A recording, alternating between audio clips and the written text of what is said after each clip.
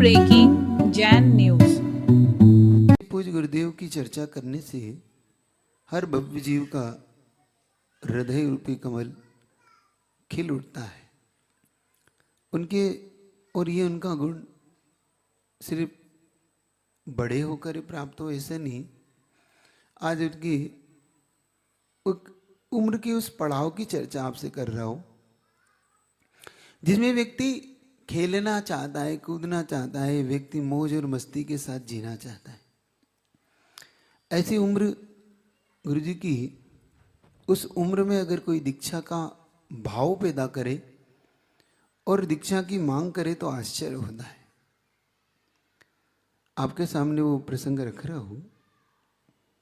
एक ब्रह्मचारी तात्या करके हुए कवि, जो कारंजा के कवि थे, बहुत पुराने थे वो, और कारंजा लाड के वो रहने वाले थे। वो कभी इस तरीके से साधु संगति में आया करते थे।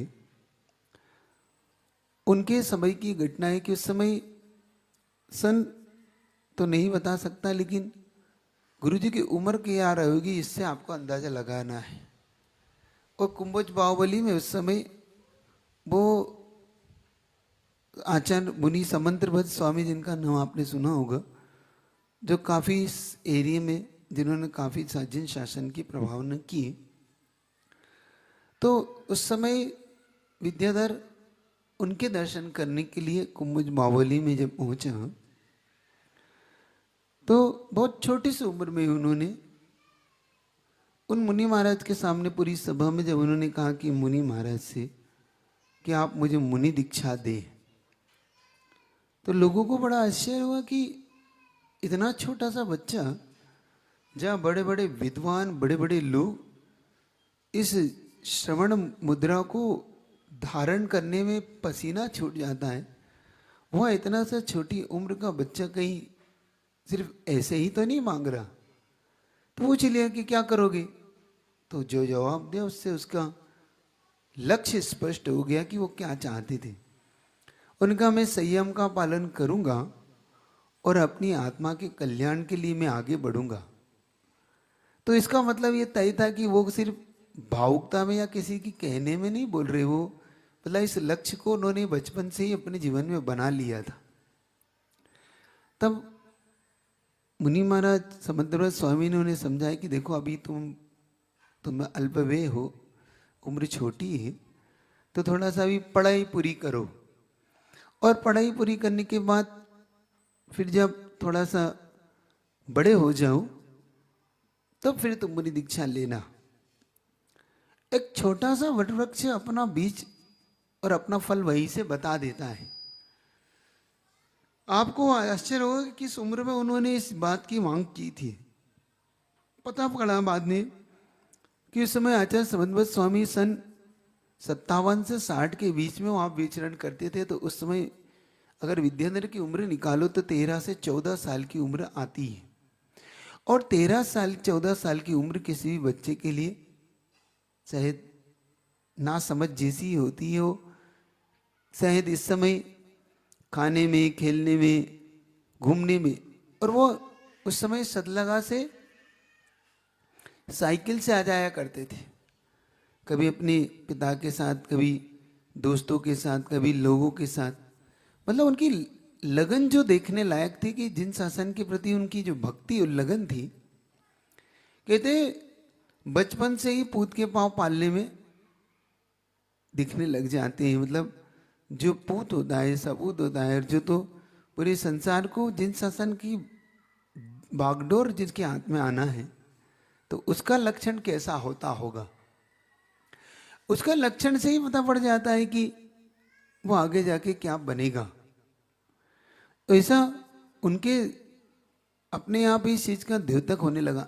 क्योंकि जब अपन देखते हैं कि 9 साल के अंदर जिन्होंने आचार्य शांति सागर जी से उनके वचनों को सुनकर अपने अंदर वैराग्य की कुछ भाव जगा लिए थे, कहते उस समय उनके मन में जब 9 साल के अंदर पास में ही सतलगा के पास में जब आचार्य शांति सागर जी महाराज का आना हुआ था, तब विद्याधर ने वहां पे उनके कुछ वचनों को सुनकर अपने मन में उसी समय धारण कर लिया था कि मैं भी इस सतपथ पर बढ़ूंगा।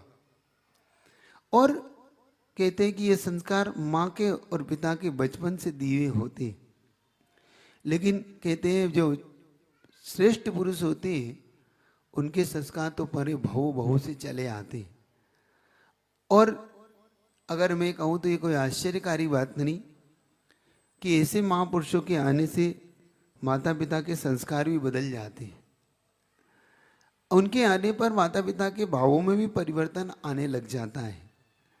जब तीर्थंकर का हम अपन देखते हैं कि तीर्थंकर के आने से माता पिता ब्रह्मचर्य व्रत को धारण कर लेते हैं, माता पिता उस संयम के मार्ग को अपना लेते हैं, तो फिर तो जब अपन ऐसी महान आत्माओं के आने पर माता पिताओं के भी संस्कार में चेंजेस आ जाए, उनमें ही परिणाम के चेंजेस आ जाए, तो इसमें कौन सी बड़ी बात आश्चर्य, क्योंकि उनका पूर्व का संस्कार उनके साथ कुछ ऐसी चीजें लाता है और वो इस बात का सूचना दे देता है। तो जब हम उनकी इस बात की घटना को देखता हूँ तो मन में एक बार बार ये विचार आता है कि 13 साल की उम्र में कोई व्यक्ति इस तरीके की जिन दीक्षा का अगर मांग कर रहा हो, जिन दीक्षा के लिए प्रयत्नशील हो, वैराग्य का भाव अपने अंदर प्रकट कर रहा हो, तो लगता है कि वह बड़ा हो कि अगर महान आचार्य के पद पे आता हो, वो बड़ा होकर जिन शासन को बढ़ाता हो, तो लगता है कि ये तो उनके शायद ब्लड में ही घुला मिला था, उनके साथ उनके पूर्व भव से ही उनके संस्कारों में ये जुड़ी हुई चीज थी। तो ऐसी चीज जब हम देखते हैं और पाते हैं, तब आचार्य श्री के बारे में जो कुछ भी हम सुनना और समझना चाहते हैं तो अपने आप इस चीज का द्योतक बन जाता है।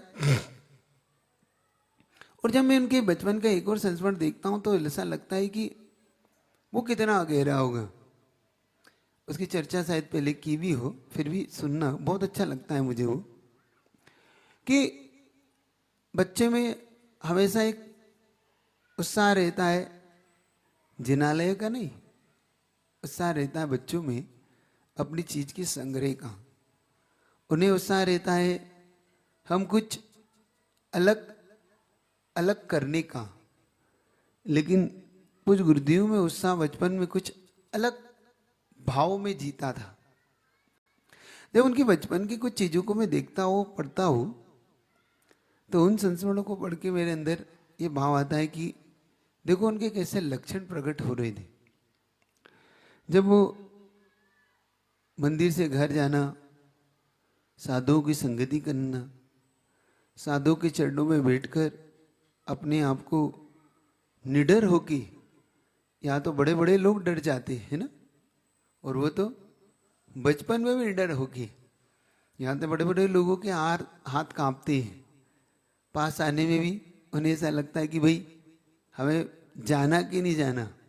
वो जब पूछते हैं कि चरण छूना कि नहीं छूना, वो पूछते हैं कि भाई नमोस्तु यहाँ पे ऊपर जाओ नहीं जाओ, तो मुझे लगता है कि देखो कितना आश्चर्य होता है कि पढ़े हो लिखे होकर भी इन्हें अगर ये भी जानकारी नहीं है तो अभी जिन शासन से कितनी अछूते हैं, कितना इनका भी दूर है।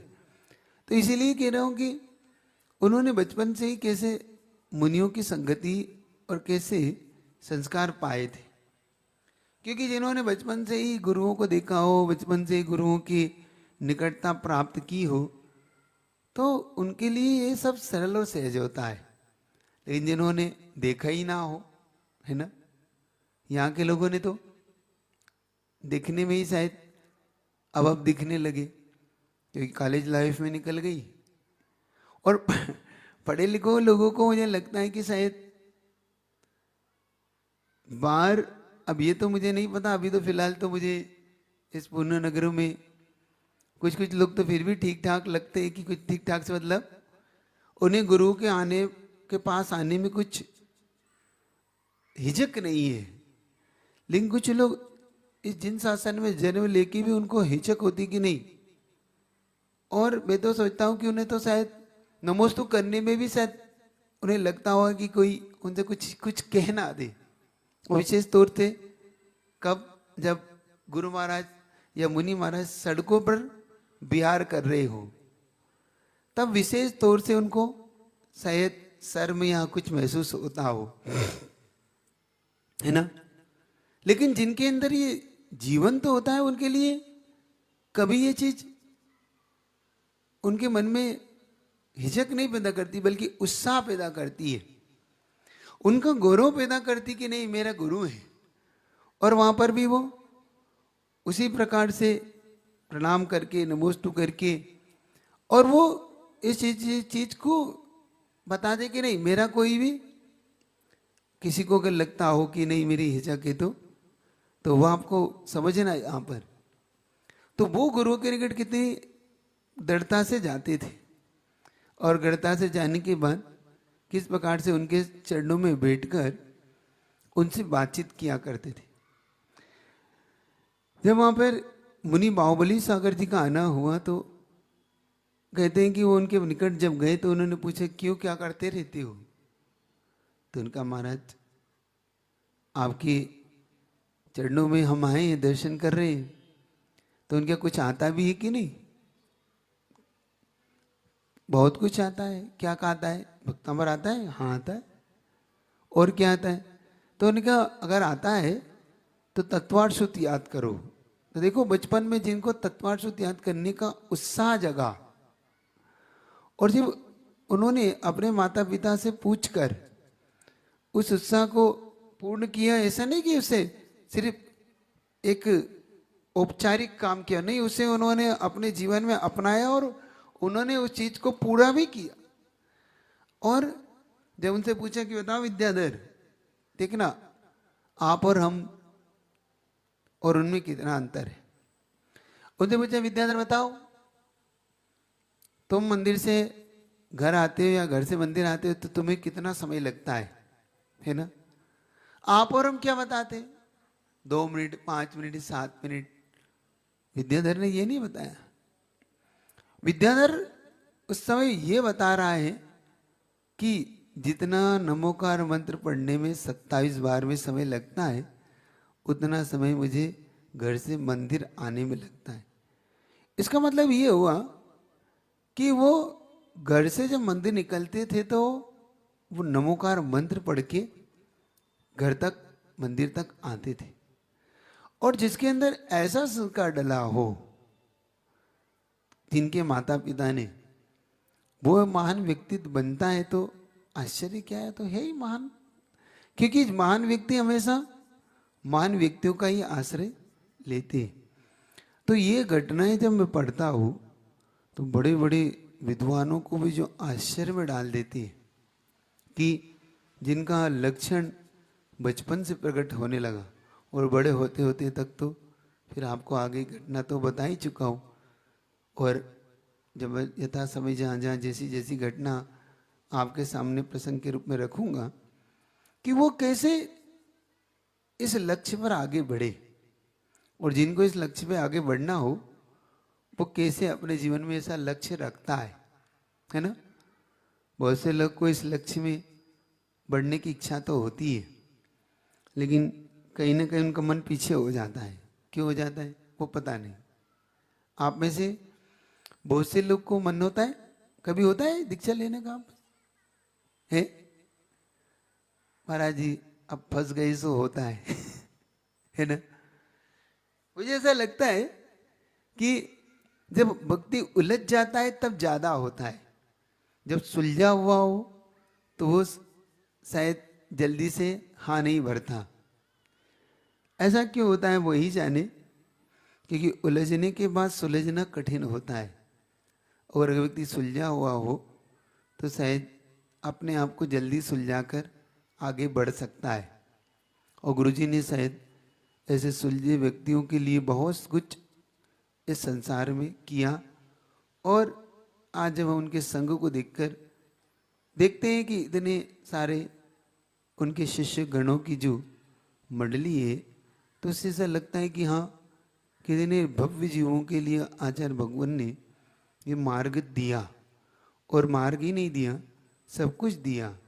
चलने का उपाय, कारण सब पथ दिया, पाथेय दिया और पद भी दिया। तो ऐसे जब उनके बारे में जब हम सोचने और समझने का पुरुषार्थ करो, इतना गहरा उनका जीवन रहा, जिनका बचपन से लेके उम्र के उस पड़ाव तक, जिस पड़ाव में बड़े बड़े लोग चल भी नहीं पाते, पूज्य गुरुदेव ने उस पड़ाव में जाकर भी इस जन शासन की महिमा को कितना ऊंचा उठाया है। तो ये आज मन में आया कि उनका बचपन की ये चीज़ जरूर रहस्य के में आना चाहिए सामने, कि वो बचपन से 13 साल की उम्र में भी जो मुनि बनने की भावना रखता हो, तो उसकी साधना